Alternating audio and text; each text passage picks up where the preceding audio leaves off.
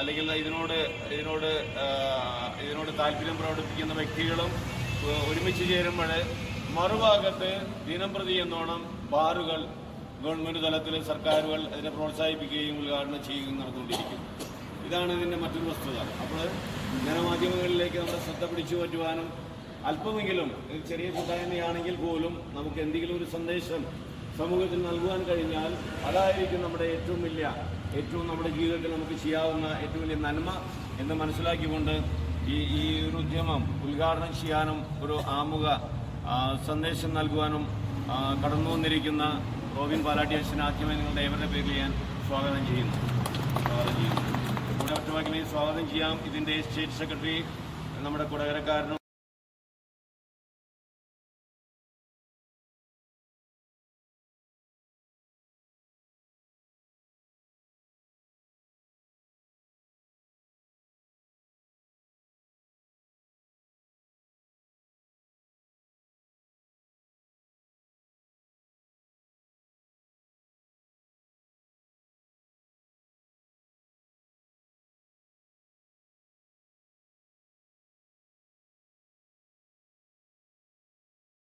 ഈ ദിവസങ്ങളിലൊക്കെ നിങ്ങൾ പേപ്പർ വായിക്കുകയാണെങ്കിൽ DCLന്റെ അധ്യക്ഷനായിരുന്ന കൊച്ചേട്ടൻ ഫാദർ റോയ് കണ്ണാഞ്ചിറയുടെ ലേഖനങ്ങൾ നിങ്ങൾ വായിച്ചിട്ടുണ്ടെങ്കിൽ ഈ അടുത്ത ദിവസങ്ങളിൽ എഴുതിയൊരു ലേഖനമാണ്. ഞാൻ മുമ്പ് പറഞ്ഞൊരു കാര്യമാണ്, മയക്ക് മരുന്നല്ല മയക്ക് മരണമാണ് നമ്മുടെ ഇന്ന് കേരളത്തിലെ ഭരിച്ചുകൊണ്ടിരിക്കുന്നത്. മയക്ക് മരുന്നല്ല മയക്ക് മരണമാണ് എന്ന് നമുക്ക് മുന്നേറാം.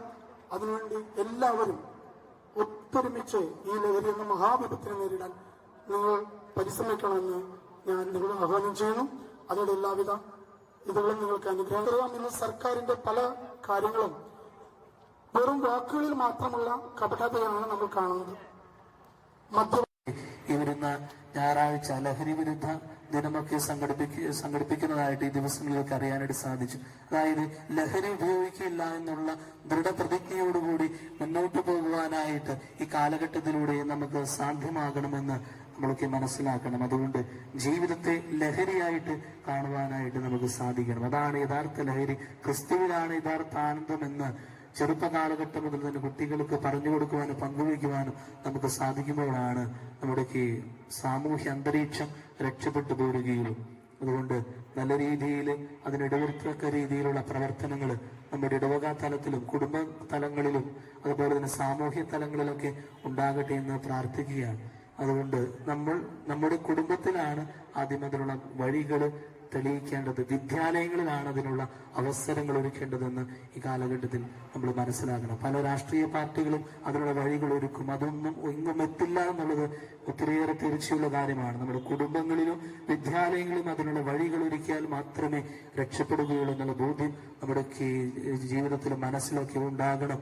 പ്രത്യേകിച്ച് ഈ ലഹരി വിരുദ്ധ റാലി എന്നും നമുക്കൊരു മാതൃകയായിട്ട് ലഹരി ഉപയോഗിക്കാതിരിക്കുവാൻ, ജീവിതമാകുന്ന ലഹരിയെ മുന്നോട്ട് പിടിച്ചുകൊണ്ട് ജീവിക്കുവാനുള്ള വലിയ കൃപ ദൈവം തരട്ടെ. Thank you.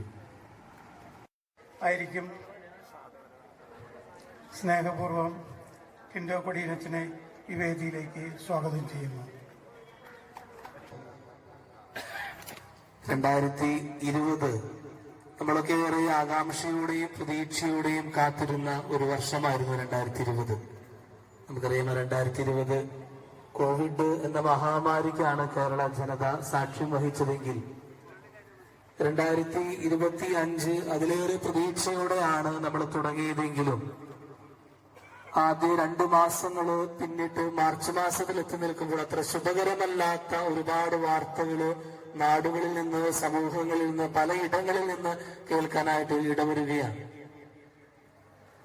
നമുക്കറിയാം തൊട്ടടുത്തുള്ള നവചൈതന്യ ഡി അഡിക്ഷൻ സെന്ററിൽ ഇടയ്ക്ക് അവിടെ ക്യാമ്പ് നടക്കുമ്പോൾ പോകാനായിട്ട് ഇടയാകാറുണ്ട്. വ്യാഴാഴ്ചകളില് ക്യാമ്പുള്ള ആഴ്ചയിൽ പോകുമ്പോൾ ആ വ്യാഴാഴ്ച പലരെയും കണ്ടുമുട്ടുമ്പോൾ ഒത്തിരിയേറെ മക്കള് അല്ലെങ്കിൽ ഒത്തിരിയേറെ ആളുകള് ലഹരി വന്നിട്ടുണ്ട്. ഞാനിപ്പോൾ ഏകദേശം ഒരു 6ാമത്തെ വർഷമാണ് ആളൂര് ഈ ചുറ്റുപാടൊക്കെ ഉണ്ടായിട്ട്.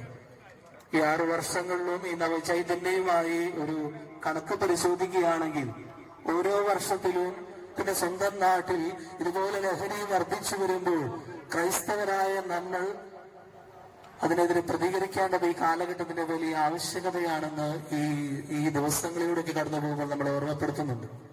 ഇന്ന് സോഷ്യൽ മീഡിയ പരിശോധിക്കുമ്പോൾ കാണാനായിട്ട് സാധിക്കും. ലേറ്റസ്റ്റ് ആയിട്ട് വന്നൊരു ന്യൂസ് ആയിരുന്നു. വയനാട്ടിൽ ഓൺലൈൻ വഴി കഞ്ചാവ് മിഠായി വിറ്റ വിദ്യാർത്ഥികളെ പിടിച്ചതായിട്ട് ഇന്ന് കുറച്ച് മണിക്കൂറുകൾക്ക് മുൻപ് ഓൺലൈൻ പത്രത്തിൽ വായിച്ചത് ഞാൻ ഓർക്കുകയാണ്. കുറച്ച് ദിവസങ്ങൾക്ക് മുൻപാണ് മകന്റെ കൈവശം മയക്കുമരുന്ന് കൊടുത്തുവിട്ട ഒരു പിതാവിനെ പോലീസ് പിടിക്കാനിട വന്നിട്ടുള്ളത്. അതുപോലെ തന്നെ ഈ അടുത്തിടെയാണ് കോട്ടയം ഗവൺമെന്റ് നഴ്സിംഗ് കോളേജില് റാഗിങ്ങിന് വിധേയരായ വിദ്യാർത്ഥികളെ കാണാനായിട്ട് ഇടവന്നിട്ടുള്ളത്. ഇതെല്ലാം പറഞ്ഞു വയ്ക്കുന്നത് എല്ലാത്തിന്റെയും അടിസ്ഥാനം എന്നുള്ളത് ലഹരിയാണെന്ന് അവിടെ വെച്ച് നമുക്ക് മനസ്സിലാക്കാനായിട്ട് സാധിക്കും. അതുകൊണ്ട് പലരും പറയുന്നത് ഈ കേരളത്തിൽ നടക്കുന്ന ആത്മഹത്യകളിൽ ഭൂരിഭാഗവും കൊലപാതകങ്ങളാണെന്ന് വരെ സംശയിക്കേണ്ട ഒരു കാലഘട്ടമാണ്. കാരണം ലഹരിയാണ് എല്ലാത്തിന്റെയും ഒരു പ്രശ്നം.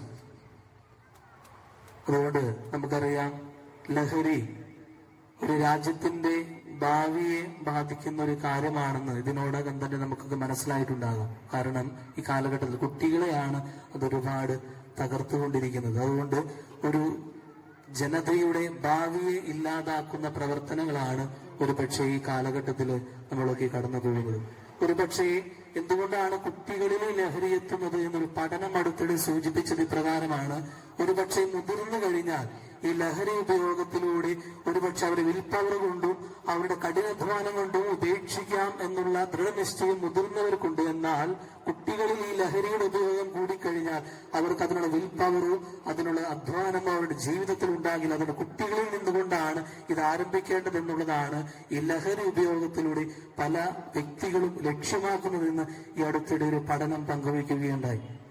അതുകൊണ്ട് ഈ ലഹരിയുടെ ഉപയോഗം എങ്ങനെ സാധ്യമാകും, അല്ലെങ്കിൽ എങ്ങനെ വർദ്ധിച്ചു വരുന്നു എന്നും ചിന്തിക്കുമ്പോഴും പഠനങ്ങൾ പറഞ്ഞു വയ്ക്കുന്ന ഇപ്രകാരമാണ്. കുടുംബത്തിലേക്കാണത് വഴി ചൂണ്ടുന്നത്, വിരൽ ചൂണ്ടുന്നത്. ഒരുപക്ഷെ കുടുംബ വഴക്കുകളാകാം, അല്ലെങ്കിൽ പല രീതിയിലുള്ള മാനസിക അസുഖാരൻ. ഒരു പ്രസിദ്ധനായ ഒരു ലേഖകൻ ഒരു സ്കൂളിൽ ക്ലാസ് എടുക്കാനായിട്ട് പോയപ്പോ ആ ലേഖകന്റെ ക്ലാസ് ഈ വിദ്യാർത്ഥിക്ക് ഒത്തിരി ഇഷ്ടപ്പെടുകയാണ്. ആ ഇഷ്ടപ്പെട്ട വിദ്യാർത്ഥി ആ ക്ലാസ് കഴിഞ്ഞ് ലഹരിയെ കുറിച്ചായിരുന്ന ക്ലാസ്. അവൻ ആ ലേഖകന്റെ അടുത്ത് ചെന്ന് പറഞ്ഞ്, അല്ലയോ എന്റെ ജീവിതം എന്നിൽ തന്നെ രക്ഷിക്കുവാൻ അവൻ പറഞ്ഞു വെച്ചത് പ്രകാരമാണ്, സേവ് മീ ഫ്രം മൈസെൽഫ്. എന്നിൽ നിന്ന് തന്നെ എന്നെ രക്ഷിക്കുവാനായിട്ട് അങ്ങേക്ക് സാധിക്കുമോ എന്ന്. അതിന് കാരണം പറഞ്ഞു വെച്ചത് പ്രകാരമാണ്, അവരൊരു പ്രേമനൈരാശ്യം ഉണ്ടായി. 10ാം ക്ലാസ്സുകാരനാണ്. ഒരു പ്രേമനൈരാശ്യത്തിലൂടെ മധ്യവിരുദ്ധ സമിതിയെയും ഞാൻ ആദ്യമായി അഭിനന്ദിക്കാൻ ആഗ്രഹിക്കുകയാണ്. ഈ കാലഘട്ടത്തിന്റെ അനിവാര്യതയിലേക്ക് കടന്നു നോക്കുമ്പോൾ എന്റെ മനസ്സിലേക്ക് കടന്നു വരുന്നത് വർഷങ്ങൾക്ക് മുമ്പ് അമേരിക്കയിലെ കറുത്ത വർഗക്കാർക്ക് വേണ്ടി പോരാടിയ മാർട്ടിൻ ലൂതർ കിങ് പറഞ്ഞു വെച്ച മനോഹരമായൊരു വാചകമാണ്. അദ്ദേഹം പറഞ്ഞു, dear brothers and sisters, it is a time to rise to light from the darkness.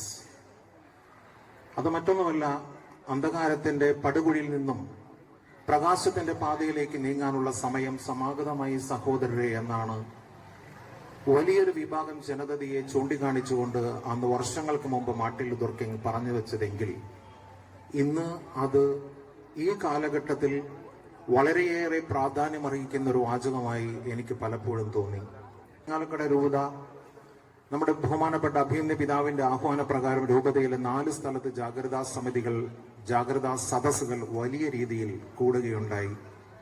അന്ന് അവസാനം ചാലക്കുടിയിൽ വെച്ച് നടന്ന മനോഹരമായ ആ സദസ്സിൽ വെച്ച് മുഖ്യപ്രഭാഷണം നടത്തിയ ശ്രീ VM സുധീരൻ, കേരളത്തിന്റെ ബഹുമാന്യനായ മുൻ നിയമസഭാ സ്പീക്കർ, പറഞ്ഞു വെച്ചു, ഇരിങ്ങാലക്കുട രൂപത ഒരു കാതം മുമ്പേ എറിഞ്ഞിരിക്കുന്നു എന്ന്. ശരിക്കും അദ്ദേഹം അന്ന് പറഞ്ഞത് നമുക്ക് കാര്യത്തിന്റെ ആ ഗൗരവം നമുക്ക് മനസ്സിലായില്ല. അദ്ദേഹം അത്രയേറെ ആഴങ്ങളിലൂടെ സഞ്ചരിച്ച് പഠിച്ചുകൊണ്ടിരിക്കുന്ന, ലഹരിയെക്കുറിച്ച് അത്രമാത്രം ആഴത്തിൽ പഠിച്ചുകൊണ്ടിരിക്കുന്ന ഒരു വലിയ വ്യക്തിത്വത്തിന്റെ ഉടമയായിരുന്നു. അതുകൊണ്ടാണ് അദ്ദേഹം പറഞ്ഞത്, കേരളം മുഴുവൻ ലഹരിയുടെ അടിമത്തത്തിന്റെ ആ വേരുകളിലൂടെ കടന്നുപോയിക്കൊണ്ടിരിക്കുമ്പോൾ ഇരിങ്ങാലക്കുട രൂപത കേരളത്തിൽ എങ്ങുമില്ലാത്ത വിധം ഒരു മുഴം മുമ്പേ എറിഞ്ഞ് നിങ്ങൾ പ്രവർത്തനം തുടങ്ങിക്കഴിഞ്ഞു എന്ന്. എനിക്കതിൽ അന്ന് വളരെയേറെ അഭിമാനം തോന്നിയിട്ടുണ്ടായിരുന്നു. പ്രിയപ്പെട്ടവരെ, രാജ്യ പുരോഗതിക്ക് അനിവാര്യമായ 3 ഘടകങ്ങളെക്കുറിച്ച് ലോക ആരോഗ്യ സംഘടന പറഞ്ഞു വെക്കുന്നുണ്ട്. അതിലൊന്ന് ആരോഗ്യമുള്ള ജനതയാണ്, 2 കെട്ടുറപ്പുള്ള കുടുംബങ്ങളാണ്, 3 സമാധാനമുള്ള സാമൂഹിക അന്തരീക്ഷം. അത് നഷ്ടപ്പെട്ടതിന്റെ തെളിവാണ് ഇന്നലെ രാത്രി കളമശ്ശേരിയിലെ പോളിടെക്നിക്കിലെ പോലീസ് കയറി ഇറങ്ങി 2 കിലോ കഞ്ചാവ് പിടികൂടിയത്. നിങ്ങളെല്ലാവരും അറിഞ്ഞു കണ്ടിട്ടുണ്ടാവുമെന്ന് ഞാൻ വിശ്വസിക്കുന്നു. 2 കിലോ കഞ്ചാവാണ് കോളേജിന്റെ ഹോസ്റ്റലിൽ നിന്ന് പോലീസ് പിടിച്ചത്. ഇന്നലെ രാവിലെ നമ്മുടെ അധികം ദൂരമില്ലാത്ത പെരുമ്പാവൂര് ഒരു മകൻ അച്ഛനെ മദ്യലഹരിയിൽ ചവിട്ടിക്കൊന്നു. അറിഞ്ഞു കാണും. കുറെ നാളുകളായിട്ട് ഈ കൊലകളുടെ ഒരു പരമ്പര തന്നെയാണ് കേരളത്തിൽ നടന്നുകൊണ്ടിരിക്കുന്നത്.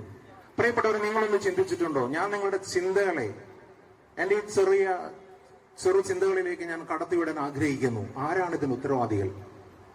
ആരാണിതിന് ഉത്തരവാദികൾ? ഞാൻ പറയും കേരള സർക്കാരാണെന്ന്. എന്തുകൊണ്ടാണെന്നറിയോ?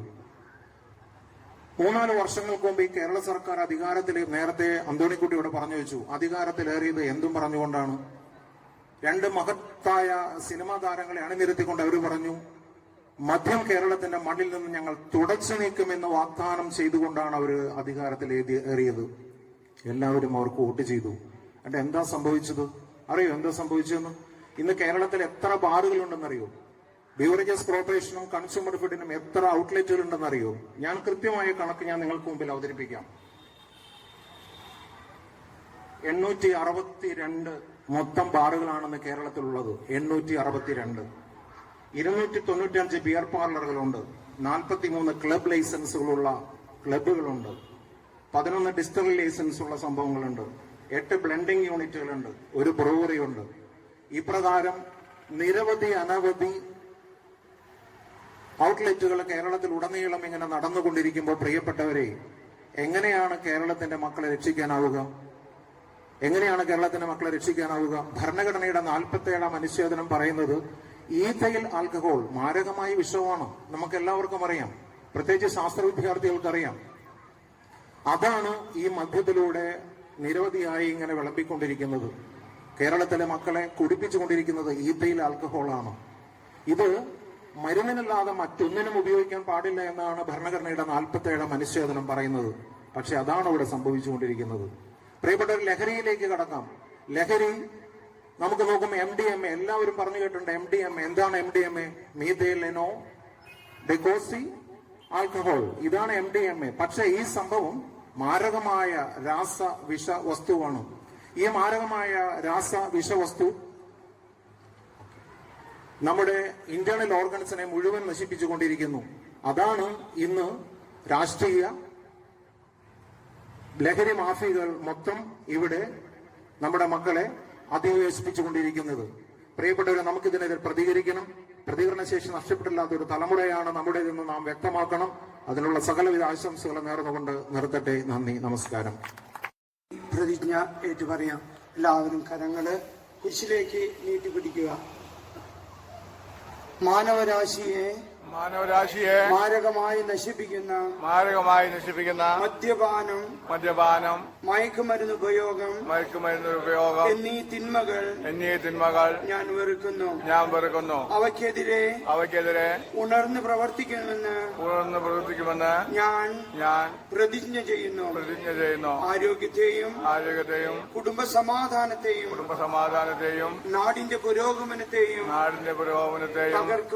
തകർക്കുന്ന ഈ തിന്മകൾക്ക് ഞാൻ ഒരിക്കലും അടിമയാകില്ല. അവയ്ക്ക് ഇട നൽകുന്ന എല്ലാ സാഹചര്യങ്ങളെയും ഞാൻ ഒഴിവാക്കും. ലഹരിക്ക് അടിമകളായവരെ പിന്തിരിപ്പിക്കുവാൻ ഞാൻ പരിശ്രമിക്കും. മാനസികവും ശാരീരികവുമായ ആരോഗ്യമുള്ള തലമുറയ്ക്കായി ഞാൻ അധ്വാനിക്കും. എന്റെ നാടിന്റെ ക്ഷേമത്തിനായി ഞാൻ എന്നെ വിശുദ്ധമായി സമർപ്പിക്കുന്നു. ആമേൻ. ഡയറക്ടറും BLM-ന്റെ അസിസ്റ്റന്റ് ഡയറക്ടർ കൂടിയായ റവറന്റ് ഫാദർ റോബിൻ പാലാട്ടി അച്ഛന് ആദ്യമായി നന്ദി പറയുകയാണ്. ചില തിരക്കുകൾ മൂലം ഇന്നിവിടെ എത്താൻ സാധിച്ചില്ല എങ്കിലും നമ്മെ അനുഗ്രഹിച്ചയച്ച രൂപത കരിസ്മാറ്റിക് കൂട്ടായ്മയുടെ ഡയറക്ടർ കൂടിയായ റവറൻഡ് ഫാദർ ജെയ്സൺ പാറേക്കാട്ട് അച്ഛനും നന്ദി അറിയിക്കുന്നു. സമാപന സന്ദേശം നൽകിയ പ്രസാദവരനാഥ ഇടവക വികാരി ഫാദർ ടിൻഡോ കൊടിയനച്ഛനും പ്രത്യേകം നന്ദി അറിയിക്കുന്നു. സ്വാഗതം ആശംസിച്ച രൂപത കരിസ്മാറ്റിക് കോർഡിനേറ്റർ ശ്രീ ബാബു ഐസക്കിന് പ്രത്യേകം നന്ദി അറിയിക്കുന്നു. ആശംസകൾ അർപ്പിച്ച KCBC മദ്യവിരുദ്ധ സമിതിയുടെ സംസ്ഥാന സെക്രട്ടറി ശ്രീ അന്തോണിക്കുട്ടി ചെതലൻ, രൂപത പ്രസിഡന്റ് ശ്രീ ബാബു മൂത്തേടൻ തുടങ്ങിയവർ പ്രത്യേകം നന്ദി പറയുകയാണ്.